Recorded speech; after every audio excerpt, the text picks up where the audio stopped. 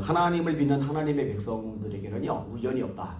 제가 종종 하는 얘기죠. 우연 같은데 우연이 아니에요. 왜냐하면 하나님의 손에서 벗어나는 일은 없으니까. 때때로 좋은 일, 때때로 안 좋은 일. 이 모든 것조차도 하나님의 섭리 속에 있는 것이니까 우연이라고 생각하시면 안 됩니다.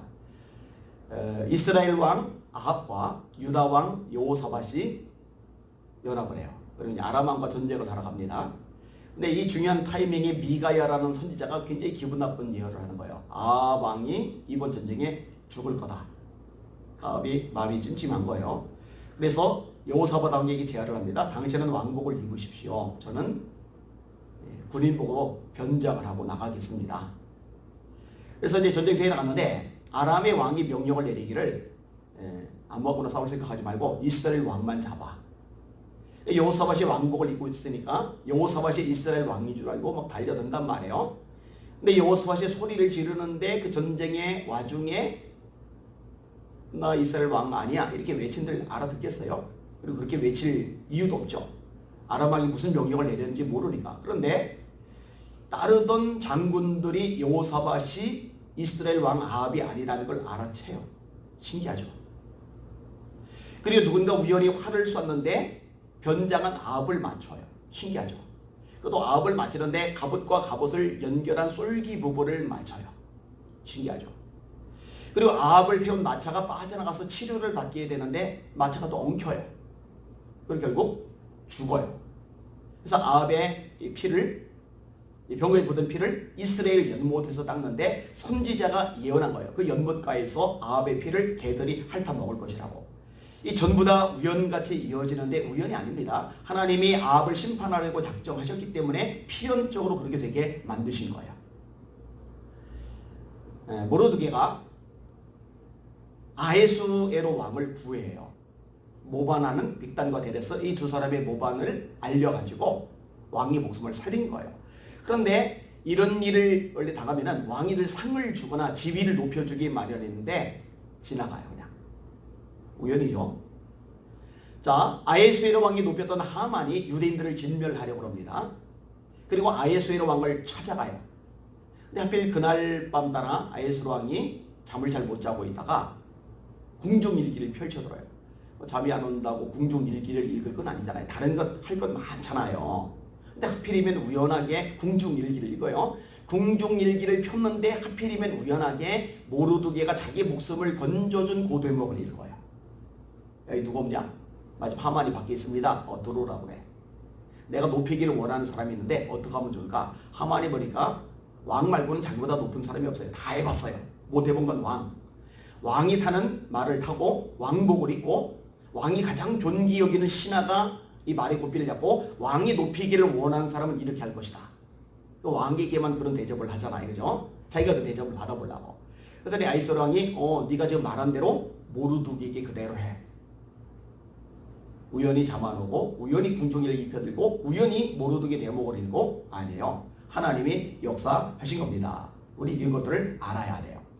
오늘 본문의 내용도 마찬가지입니다. 보아스라는 사람이 등장을 합니다. 유력자입니다. 재력이 있어요. 영향력이 있어요. 게다가 신앙적인 인격도 아주 두터워요. 근데 룻이 이제 먹고 살 길이 막연하니까 그 당시 가난한 여인들이 하던 일을 하는 거예요. 시어머니 나무에게 내가 이삭을 주우러 갈게요. 추수하는 기간이니까. 추수하는 일꾼들이 열심히 거두어들이고 여기저기 떨어진 이 이삭들을 가난한 사람들이 주워다가 음식을 삼는 거예요. 그걸로 배를 골지 않고 목숨을 부지를 하는 거예요. 근데 이렇게 해서 이삭을 구하러 나갔는데 우연히 도착한 데가 보아스의 밭이에요. 오늘 본문에 우연이라고 되어 있죠. 우연히. 그리고 우연히 도착한 이 보아스의 밭에서 정말 열심히 일을 하는데 마침 그 타임에 오늘 본문에 마침이란 단어가 나요. 마침 그 타임에 보아스가 그 밭으로 일이 잘 되는지 구경하러 와요. 그러면서 이 보아스와 룻의 운명적인 만남이 시작이 됩니다. 4절에 마침 보아스가 베들레헴에서부터 와서 벨은 제자들에게 이르되 여호와께서 너희와 함께 하시기를 원하노라 하니 그들이 대답하되 여호와께서 당신에게 복 주시기를 원하나이다 하니라. 5절에 보아스가 베는 자들을 거느린 사원에게 이르되 이는 누구의 소녀냐? 왜냐하면 이방 여인이 껴있거든요. 얼굴이 달라요. 생김새가 달라요. 그러니까는 궁금한 거예요. 누구냐? 그랬더니 6절에 베른 자를 거느린 사울이 대답하여 이르되 이는 나오미와 함께 모압 지방에서 돌아온 모압 소녀인데 그의 말이 나로 베는 자를 따라 단사에서 이삭을 죽게 하소서 하였고 아침부터 와서는 잠시 집에서 쉰 후에 지금까지 계속하는 중이니이다. 지금 이 베는 자를 거느린 사환이 굳이 룻에 대해서 구구절절 좋게 설명을 할 필요는 없어요. 어차피 이방 여인이니까. 그리고 그 당시에 이스라엘 백성들은 이방인에 대해서, 특별히 이방 여인에 대해서 배타적인 성향을 지니니까. 그런데요, 구구절절 설명하는 거예요. 굉장히 성실한 여인, 부지런한 여인으로 아침에 와서 일을 하는데 잠깐 집에서 쉰 것 외에는 지금까지 일을 계속하는 중입니다. 솔직히 룻이 자기가 죽으라고 고생을 해서 남편도 없는 시어머니 나오미 먹여 살리는 거잖아요. 그러면 뺀질거릴만 해요. 그죠? 잠깐 일하는 신용하고 먹고 살 거 어느 정도 주었으면은 그늘에서 느긋하게 있다가 해질 무렵에 집에 돌아가서 어머니 열심히 일하다 왔어요. 이래도 뭐 아무도 알 길이 없어요. 그런데 아침부터 정말 성실하게 땀을 삐질삐질 흘려가면서 일을 하는 거예요. 제가 성경을 읽다가 중요한 걸 하나 발견을 했었는데 그게 뭐냐면요. 하나님은요 아픈 사람 쓰세요. 치료하시면 돼요. 여호와 라파 하나님이잖아요. 하나님은요 가난한 사람도 쓰세요. 학개서의 말씀 은도 내 것이 금도 내 것이라 만군의 여호와의 말이라. 물질 하나님이 주셔요. 이삭을 거부되게 하신 분 하나님이에요. 히스기야를 거부되게 하신 분 하나님이에요. 다윗에게 승리를 주시고 전리품을 가지게 하신 분 하나님이셔요. 하나님은 재능이 없어도 쓰세요. 모세가 나는 입이 둔한 자입니다. 하나님이 입을 만든 자가 누구냐, 벙어리 되게 한 자가 누구냐, 말 잘할 능력 주신다는 거예요. 그래도 못 간다고 그러니까 말 잘하는 아론을 붙여주세요.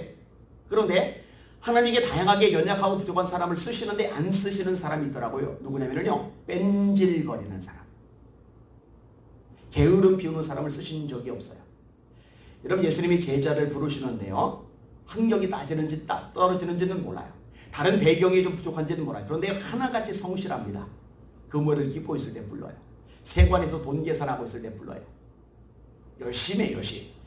여러분 다윗이 들판에서 양을 치는데 얼마나 열심히 성실하게 양을 치느냐. 사자나 곰이 와서 양을 물어가면은 쫓아가요. 수입을 잡고 쳐 죽여요. 그리고 양을 뺏어와요. 아니 그까지 양보다 내 목숨이 중요한데, 그런데 내 목숨이 양의 목숨보다 중요한지는 몰라도 그 양은 내게 맡겨준 사명이잖아요. 내 사명을 위해서 내 목숨을 거는 거예요.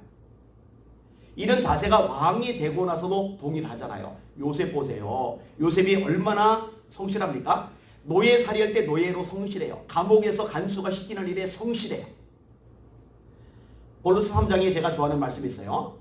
너희는 무슨 일을 하든지 마음을 다하여 주께 하듯 하고 사람에게 하듯 하지 말라. 이는 유업의 상을 주께 받을 줄 알미니 너희는 주 그리스도를 섬기느니라.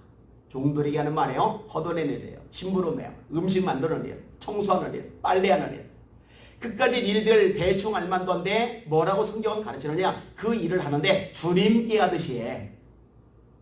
그러면 상을 주님께서 주실 거야. 제가 종종 우리 성도들을 가르치잖아요. 자, 직장 갔어요. 상사들이 볼 때는 열심히 일하는 척, 안 볼 때는 인터넷 서핑. 그건 예수 믿는 사람의 모습이 아니에요. 상사가 보든 안 보든 근무 시간에는 열심히 일을 해야죠. 왜냐면 성경은 그렇게 하라고 우리에게 가르치니까. 자, 학생들이 학교에서 선생님들이 여기서 청소하라는 지시를 받았어요. 선생님이 볼 때는 뽀도득 열심히 했다고 안 보면 대충 뺀질거리고, 세상 친구들은 그렇게 해도 될지 모르지만 적어도 예수 믿는 청소년들은 그러면 안 돼요. 보든 안 보든 성실하게 최선 다해서 충성스럽게 하는 게 옳은 거죠. 제가 파트타임 전도사를 성민교회에서 했어요. 월급을 정말로 쥐꼬리만큼 주죠. 그리고 나이도 어려요. 22살 때부터 전도사 사역을 시작을 했으니까. 그런데요, 성경 말씀을 열심히 읽었잖아요. 이 말씀들은 정말 최선을 다했어요. 성민교회가 건축에 들어갔어요. 목사님이 너무 과로가 되셨어요. 금요 예배를 안 하시겠대요. 한동안. 제가 목사님을 찾아가서요. 목사님, 금요 예배 제가 이어서 계속 하겠습니다. 처음에 새파란 전도사가 인도한다고 그러니까 어른들이 안 와요. 학생들 데리고 시작을 해요. 근데 은혜가 있으니까 어른들이 한둘 오기 시작하더니 나중에는 잔뜩 왔어요. 제2 남전도의 성경 공부 제가 자원해서 가르쳤어요. 장년 대상 성경 공부 프로그램이 하나도 없는 거예요. 목사님 제가 하나 만들어 볼게요. 그래서 시작을 했는데 반응이 좋아서 50명 정도의 어른들이 저한테 성경을 배워요. 제가 파트타임 얘기합니다. 교사가 4명이었어요. 열심히 발굴을 해서 16명의 교사를 확보하고 훈련을 시켜서 열심히 내는 교사로 세워놨어요. 그 5년 동안 집에 안 가고 교회에서 잠을 잤어요. 근데 하나님의 세월이 지난다면 정말로 다 갚아주시더라고요.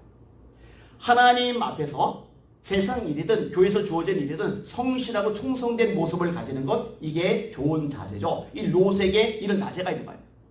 그리고 하필이면 우연하게도 사환이 이런 얘기를 구구절절 설명을 해주는 거예요.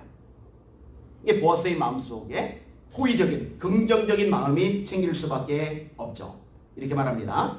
보아스가 룻에게 이르되 내 딸아 들으라. 이삭을 주우러 다른 밭으로 가지 말며 여기서 떠나지 말고 나의 소녀들과 함께 있으라. 그들이 베는 밭을 보고 그들을 따르라. 내가 그 소년들에게 명령하여 너를 건드리지 말라 하였느니라. 목이 마르거든 그릇에 가서 소년들이 기러운 것을 마실지니라 하는지라. 이 두 가지 조치를 취하는데 룻에게 굉장히 도움이 되는 거예요. 첫째, 남자들 보고 이 룻, 이 젊은 여인 룻 건드리지 마. 손대지 마. 왜냐면 해코지할 수 있거든요. 이거 차단하는 거예요. 이 보아스가 유력자이기 때문에 영향력이 있는 인물이기 때문에 이 보아스 눈밖에 나면서까지도 롯을 해코지할 사람은 이제 생기지 않는 거예요. 또 하나 혜택은 뭐냐? 너 목이 마르면은 일꾼들 주려고 길러온 이 물 마셔. 굳이 물 마시러 집에까지 멀리 갔다 올 필요가 없어. 그러면은 얼마나 시간을 많이 벌게 돼요? 얼마나 덜 피곤하게 돼요? 그동안에 이삭을 더 많이 줄 수가 있게 되죠. 그러니까 룻이 절을 합니다. 10절 룻이 엎드려 얼굴을 땅에 대고 절하며 그에게 이르되 나는 이방 여인이거늘 당신이 어찌하여 내게 은혜를 베푸시며 나를 돌보시나이까 하니. 이때 보아스가요 이 롯에 대해서 굉장히 중요한 요소 하나를 파악해서 이야기를 해줘요. 11절 보세요. 보아스가 그에게 대답하여 이르되 네 남편이 죽은 후로 네가 시어머니에게 행한 모든 것과 네 부모와 고국을 떠나 전에 알지 못하던 백성에게로 온 일이 내게 분명히 알려졌느니라. 여호와께서 네게 행할 일에 보답하시기를 원하며 이스라엘의 하나님 여호와께서 그의 날개 아래에 보호를 받으러 온 네게 온전한 상 주시기를 원하노라 하는지라. 자, 이 보아스가 룻을 만나건 이분이 처음이에요. 같이 얘기를 나눠본 적도 없어요. 그런데 이 룻이 왜 모압 땅 고향 땅을 떠나 이스라엘 땅 이 베냐민까지 왔느냐? 인간적인 다른 이유가 아니라 하나님의 그늘 아래 보호를 받으러 왔다는 것. 이게 룻이 나오미에게 했던 말이죠. 어머니의 하나님이 나의 하나님이 되실 것입니다. 중요한 대목이라고 했어요. 어머니의 하나님이 나의 하나님이 되실 것입니다. 나오미를 통해서 여호와 하나님을 발견하였고 이제 모압 땅에 남아있으면 그 모습을 숨길 수밖에 없는 환경이에요. 거기 있으면 시집도 갈 수 있고 거기 있으면 안정되고 보장된 삶도 가능하겠지만 하나님을 섬기기가 어려워요. 이제 이스라엘 땅으로 가면은 이제 시집도 가기도 어려울 수 있고 먹고 사는 문제도 심각하고 배타적인 분위기 속에서 굉장히 모멸감과 인신공격을 당할 가능성이 있겠지만 그래도 어머니의 하나님이 나의 하나님입니다. 이것을 지키기 위해서 온 거거든요. 그런데 어떻게 그것을 용케 보아스가 알아요? 참 우연이죠, 우연. 자, 룻이 감사하게 생각해요. 13절 룻이 이르되 내 주여 내가 당신께 은혜 있기를 원하나이다. 나는 당신의 하녀 중에 하나와도 같지 못하구나. 당신이 이 하녀를 위로하시고 마음을 기쁘게 하는 말씀을 하셨나이다 하니라. 말씀을 정리합니다. 우연히 보아스의 밭에 일어났다. 써 있어요. 하필 그 타이밍에 마침 보아스가 룻이 일하는 그 밭으로 구경하러 와요. 마침 사환이 룻에 대해서 구구절절 좋은 소식을 전해줘요. 또 보아스는 어떻게 용케 룻이 신앙적인 이유 때문에 모압 땅이 있지 않고 이 낯선 땅, 어리고 힘든 척박한 땅, 룻의 입장에서 척박한 땅이죠. 이 베들레헴까지 왔다는 걸 알아채요. 이 우연의 연속 같죠. 절대 우연이 아닙니다. 하나님의 인도하심입니다. 그래서 오늘 설교 제목을 우연 속에 깃든 하나님의 인도하심, 우연 속에 깃든 하나님의 인도하심. 사랑하는 여러분들, 여러분의 삶의 모든 과정, 모든 흔적들 속에서 하나님이 여러분을 불꽃 같은 눈동자로 지켜보고 계시다는 것 잊지 마시기를 주님의 이름으로 축원합니다. 우연이 아니라는 것. 하나님의 인도하심 속에 있다는 것.